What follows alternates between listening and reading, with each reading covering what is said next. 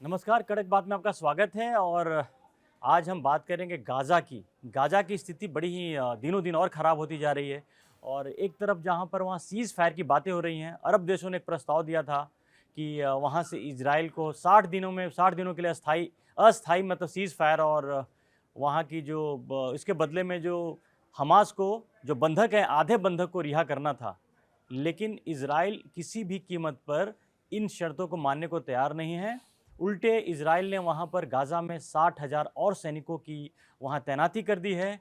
और जो उनका लक्ष्य है कि वो पूरा ग्राउंड पर वहाँ पर ढूंढेंगे जहाँ पर बंधक हैं, वो पूरी तरह से वो तहस नहस करने के मूड में इजराइल आ गया है। क्योंकि इजराइल की दो बात बड़ी क्लियर है और जो बार बार कह रहा है उससे पीछे हटने को तैयार नहीं है। पहली बात ये कि बिना हमास को ख़त्म किए वो रुकेगा नहीं, और दूसरी बात ये कि उसके सारे बंधक बिना शर्त छोड़े जाएं। और ये दोनों ही स्थिति पर कहीं नहीं कॉमन पॉइंट बन नहीं रहा है, और इसकी वजह से वहाँ पर सीज़ फायर नहीं हो पा रही है। और वहाँ के हालात जो हैं वो दिन ब दिन और ख़राब होते जा रहे हैं। ऑलरेडी वहाँ पर 62,000 से ज़्यादा लोग मारे जा चुके हैं, जो पिछले 2-2.5 सालों से जो वहाँ पर युद्ध वाली स्थिति जो बनी हुई है। और अभी जो वहाँ की स्थिति है कि वहाँ के महिलाओं, बच्चों, वहाँ पे खाने पीने की वो नहीं है, खंडहर, बड़े जो मकान है खंडहर बन गए हैं। तमाम स्थिति है, ये बड़ा ही विचित्र स्थिति है। संजय जी, हम बात कर रहे हैं, इस दुनिया में कई तरह की चीज़ें होती हैं। कई बार ये कई हफ्ते हो गए इस बात को किए हुए कि डोनाल्ड ट्रंप ने कहा कि वहाँ पर सीज़ फायर होगी, वहाँ पर इजराइल का हमला रुकेगा। इजराइल भी कुछ हद तक तैयार दिख रहा था, लेकिन ये बात तो ऐसी अटकी पड़ी है कि अब इसका कोई सॉल्यूशन मतलब ऐसा दिख नहीं रहा है क्योंकि न हमास मानने को तैयार है, न इजराइल मानने को तैयार है। और जो फ़िलिस्तीन के लोग हैं वहाँ पर, जो फ़िलिस्तीनी लोग हैं, आम लोग हैं, वो पीछे जा रहे हैं इन दोनों की लड़ाई में। देखिए ये मुझको काफ़ी हद तक ये लगता है ये नूरा कुश्ती की तरह से हो रहा है। अमेरिका जिस दिन चाहेगा उस दिन गाज़ा में इजराइल की कार्रवाइयाँ रुक जाएंगी और जैसा अमेरिका चाहेगा गाज़ा में उस तरह से होने लगेगा। तो ये कहना कि अमेरिका रोक नहीं पा रहा है, इजराइल रुक नहीं रहा है, वहाँ पे कार्रवाइयाँ लगातार जारी हैं, वहाँ पर लोग भूख से मर रहे हैं, इन सब के पीछे अगर कोई है तो इसमें अमेरिका है। अमेरिका जिस दिन चाह लेगा उस दिन वहाँ पे सारी चीज़ें खत्म हो जाएंगी। और हमास, देखिए गाज़ा पट्टी का पूरा जो मामला है, गाज़ा पट्टी 41 किलोमीटर लंबी है और इसकी जो चौड़ाई है 6 किलोमीटर से लेकर 12 किलोमीटर है। तो कुल मिलाकर के वो एक ठीक ठाक बड़ा सहारा, मतलब आप जैसे मान लीजिए कि नोएडा है या तो दूसरे जो आबादी बहुत ज़्यादा है, वहाँ की आबादी बहुत ज़्यादा है। आबादी करीब 44 लाख के आसपास आबादी है। तो और जब ये युद्ध नहीं हो रहा था तब के अगर आप इसकी गाज़ा के फोटो को देखेंगे, वहाँ के बाजार शानदार थे, वहाँ लोग रहते थे, वहाँ व्यापार होता था, वहाँ स्कूल थे, वहाँ हॉस्पिटल थे, कुल मिला के वहाँ पे जीवन गुलजार था। एक कुल मिला कल्चर वहाँ पे बेटर था।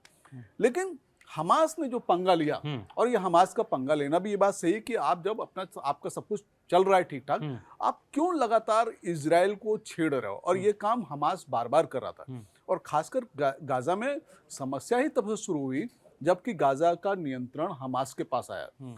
जब तक फिलिस्तीन के पास था, फतह के जो उनके पास जो था यासिर अराफात, तब ये सारी समस्याएं नहीं होती थी। एक पॉलिटिकल सॉल्यूशन की तरफ दिख रहा था। लेकिन ये हमास के आ जाने से दिक्कत क्या हो गई कि एक्चुअली कहें कुछ भी, इनके सिंपैथाइजर हो सकते हैं, फिलिस्तीन के काफ़ी लोग भी इनको लेकर सिंपैथी रखते हैं। लेकिन ये बात तो बड़ा क्लियर है कि उनकी वजह से, हमास की वजह से, आपने जो बहुत सही बात कही, हालात इतने अच्छे हो गए थे कि उस समय फिलिस्तीन के लोग जाते थे इजराइल में, काम करने जाते थे, डेली काम करके यहाँ लौटते थे। इस तरह के वो हो गए थे कि भरोसा, एक विश्वास का माहौल बना था। लेकिन जब अक्टूबर 2023 में जब अटैक हुआ इजराइल के ऊपर, बड़ा गंदा अटैक हुआ और उसमें पूरी तरह हमास शामिल था, तब वहाँ के बाद स्थिति फिर से पलट गई। क्योंकि इजराइल का तो एक बात है कि इजराइल हमेशा वो खतरे के उस साए में जीता है। उसको वो अपने डर, वो बिल्कुल इनसिक्योरिटी में बना है। वहाँ यहूदियों ने उसको इनसिक्योरिटी के बीच में बनाया है, उसके बीच में वो रहते हैं। तो जाहिर सी बात है जो कम्युनिटी इनसिक्योरिटी के बीच में लगातार रह रही होगी वो अपने रिएक्शंस भी उसी तरह से देगी। बिल्कुल, अपने को बचाने के लिए वो सब कुछ करेगी।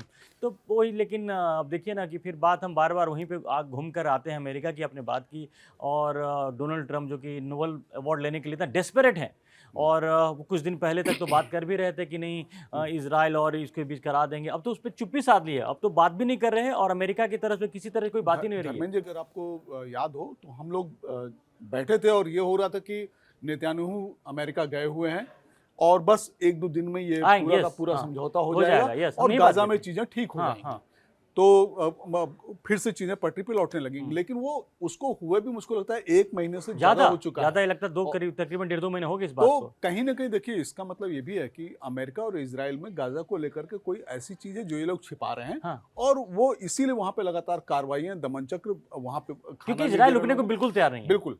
और अब तो अगर आपने खबरें पढ़ी हो या देखी हो, इजराइल में बड़ी बड़ी रैलियां निकल रही हैं क्योंकि वो लोग नाराज हैं। वो लोग नाराज हैं नेतान्याहू। अब कर 2.5 क्या साल रहे हैं? से चल रहा है ये। हाँ। 2.5 साल हो गए ना, मतलब 2.5 बिल्कुल। साल 2.5 साल। उनको ये लग रहा है कि नेतान्याहू का जो इरादा है वो बंधकों को छुड़ाने का नहीं है। जैसे जैसे वो इस कार्रवाई को बढ़ाते जा रहे हैं, बंधकों की तरफ कोई उनकी वो नहीं है, वो ये मांग कर ही नहीं रहे हैं कि बंधकों को छोड़ो। तो नेतान्याहू के एटीट्यूड को लेकर के काफी ज्यादा वहां पे नाराजगी है। लोग ये मान रहे हैं जानबूझ के ये कुर्सी पे बैठे रहने के लिए ये सारी चीजें करते जा रहे हैं। ये क्योंकि वहाँ भी इजराइल के अंदर देखिए, इजराइल अभी कुछ दिन पहले जून में ही ईरान के साथ 12 दिन का युद्ध हुआ। और एक बात और इसमें अपडेट ये भी आ रहा है कि ईरान के जो फर्स्ट वाइस प्रेसिडेंट हैं उन्होंने कहा है कि अब ईरान और इजराइल के बीच लड़ाई फिर से शुरू होने वाली है। यानी कि एक मोर्चा जो ऑलरेडी हमास के साथ चल रहा है, दूसरा मोर्चा जहाँ पे सीज फायर है वो भी शुरू होने वाला है। तो एक एक कर जहाँ जहाँ लड़ाइयाँ रुकवाने का जो दावा डोनाल्ड ट्रंप कर रहे थे, वहाँ लगता है कि पूरी तरह से ना इसको जख्म को भरा नहीं गया या जो इलाज ठीक से किया नहीं गया। स्थितियाँ फिर से वापस आती जा रही हैं। बिल्कुल। अब भारत पाकिस्तान के बीच में ले लीजिए, ऑपरेशन सिंदूर ऑन है। हाँ, ऑन है। मूल चीज क्या है? आतंकवाद। पाकिस्तान अपने रवैये से बाज नहीं आ रहा है। पाकिस्तान के आर्मी चीफ की लैंग्वेज आप देख लीजिए, क्या लैंग्वेज उनकी होती है। और वो बार बार कह रहे हैं कि नहीं, कश्मीर में हमारे लिए ये है वो है, हम उसको जाने नहीं देंगे हाथ से। ईरान और इजराइल के बीच में भी मूल चीज कहीं से खत्म नफरत नहीं है। वहाँ नफरत ही है, नफरत ना? है। ईरान जो एक नफरत उसके डीएनए में है। ईरान बार बार कहता है कि शायद जिस तरह खामनेई बातें करते हैं कि उनका जीवन का लक्ष्य वही है कि अमेरिका और इजराइल को खत्म करना, यहूदियों और उनको खत्म करना उनका जो टारगेट है। तो ऐसी जब आप सोच रखोगे तो सामने वाला भी तो प्रतिकार करेगा ही करेगा ना। दूसरी एक बात और भी हो रही है, जैसे ट्रंप के अलावा मुझको लगता है कोई दूसरा अमेरिकी प्रेसिडेंट होता जो अपने डिप्लोमेटिक जो चीजें हैं वो सही तरीके से वो डील नहीं कर रहे हैं, सही तरीके से कहीं डील नहीं कर रहे हैं। तो वो असली क्या है कि इस समय इन सारे युद्धों के बीच में एक ऐसे आदमी की जरूरत है जो सही मायनों में डिप्लोमेटिक हो, कूटनीतिक हो और सारी चीजों को समझते हुए एक ऐसा रास्ता निकाले जिसमें युद्ध रुके, बंद हो जाए। ऐसा दुनिया में पहले भी युद्ध हुए हैं और युद्ध विराम हुए हैं, युद्ध रुके हैं, उनके एक सलूशन निकाले गए हैं। इस बार ट्रंप भले चाहे जो कुछ कहते रहे, लेकिन हकीकत है कि ट्रंप कुछ नहीं कर पा रहे हैं। ट्रंप बेसिकली ट्रंप कर रहे हैं वो टच एंड गो वाली बात है। जाते हैं इजराइल की बात करते हैं कि सीज फायर हो जाए, हो गया। ये हमास और इजराइल के बीच उसकी बात करते हैं। उन्होंने अनाउंस कर दिया था कि होने वाला है, अब तक नहीं हुआ। भारत पाकिस्तान के बीच जो ऑपरेशन सिंदूर है वो भी जारी है। बार बार भारत ये कह रहा है कि अभी बंद नहीं हुआ है। और तो फिर आखिर कौन से युद्ध बंद करवाने की बात करते हैं? कहाँ से बंद हो गया ये? और हालात फिर से वही गोल घूम 360 डिग्री फिर से घूम गया है। और गाजा की जो स्थिति है, सबसे बड़ा ये दुखद पहलू इसमें ये है कि जो निर्दोष लोग हैं, मतलब इन तमाम निर्दोष लोग हैं जो, लेकिन इसमें हमास को भी ये सोचना चाहिए कि कम से कम ये तो कर दो कि अगर इजराइल रुक नहीं रहा है, लेकिन इतना ज़रूर है कि अगर शायद उनके बंधकों को छोड़ दिया जाए तो कम से कम इजराइल हमले करना तो बंद कर देगा। देखिए, इसमें ये भी है, हमास की भी कोई ऐसा नहीं कि बड़े दूध के धुले हुए हैं। आज गाजा के लोग जहां कहीं भी हैं, गाजा के लोग भुगत रहे हैं, हमास नहीं भुगत रहा। हमास के तो सारे लोगों के बारे में कहा जाता है जितने उनके बाहर से ऑपरेट करते हैं, वो यमन चले गए हैं, यमन में बैठे हुए वहां से ऑपरेट करते हैं, ईरान चले गए हैं, ईरान में बैठ के ऑपरेट करते हैं, उनका कुछ नहीं बिगड़ रहा। और वहां भी होते हैं तो अंदर बंकर में बैठ के ऑपरेट करते हैं, मरते वो ऊपर के लोग हैं चलने वाले। जो वहां पे जनता मर रही है बेसिकली इसका वो है। और ऐसे में लगता है कि भाई ये संयुक्त राष्ट्र संघ किस लिए है, दूसरी चीजें संस्थाएं किस लिए हैं, इस पे तो हम अलग से बात करेंगे क्योंकि ये बेईमानी हो चुका है। ये कुछ नहीं है। एक अमेरिका का एक दखल होता था, उस दखल भी ट्रम्प के आने के बाद तो दखल भी खत्म हो गया है। और जिसको जहां जो ताकतवर है वो अपनी ताकत का इस्तेमाल करके अपने दुश्मनों को या अपने विरोधियों को निपटा रहा है। उसका एग्जाम्पल आप देख लीजिए कि रूस यूक्रेन के बीच में भी ये हो रहा है कि रूस ताकतवर है और अपनी शर्तों के हिसाब से वो सारी चीजें करवा रहा है। वहाँ भी डोनाल्ड ट्रम्प की चली नहीं है। आप देखिए एकदम लागू हो रहा है, जिसकी लाठी उसकी भैंस, और वही चल रहा है। लेकिन हमारा जो कंसर्न है गाजा को लेकर के भी हम इसलिए है कि देखिए ठीक है, हमास ने जो किया, हमास को कोई सपोर्ट कर भी नहीं सकता है, लेकिन इजराइल अब उन जगहों पे भी घुस रहा है, वहाँ पर ज़मीन पर आज तक कभी गया नहीं ग्राउंड पर। नॉर्मली इजराइल का वहाँ पर गाजा के बाहर में होते थे, लेकिन अभी गाजा के अंदर घुसकर इजराइल के सैनिक वहाँ जा रहे हैं जो अभी तक नहीं गए। बिल्कुल देखिए, उत्तरी गाजा की तरफ ये लोग कभी नहीं जाते थे, अभी उत्तरी गाजा की तरफ बढ़ रहे हैं और वहाँ भी खाली करवाना चाहते हैं। बंकर ढूंढ रहे हैं कि कहाँ का बंकर। वेस्ट बैंक वाला जो इलाका है जो गाजा से जुड़ा नहीं है और कभी भी इस तरह से वो हिंसा का बात आपने नहीं सुना होगा उसमें, वहाँ भी जाना चाह रहे हैं। इजराइल की संसद में कानून पास होता है कि हम अब जो है वेस्ट बैंक पे कब्जा करेंगे, उधर उधर फैलेंगे, विस्तार करेंगे अपना। तो ये सारी की सारी जो चीज़ें हैं, इजराइल भी यहाँ पर एक तो ये देखना होगा इजराइल को भी कि वो चाहता क्या है, नंबर एक चीज़। अमेरिका को भी देखना होगा कि इजराइल क्या चाहता है और क्या होना चाहिए, दूसरी चीज़।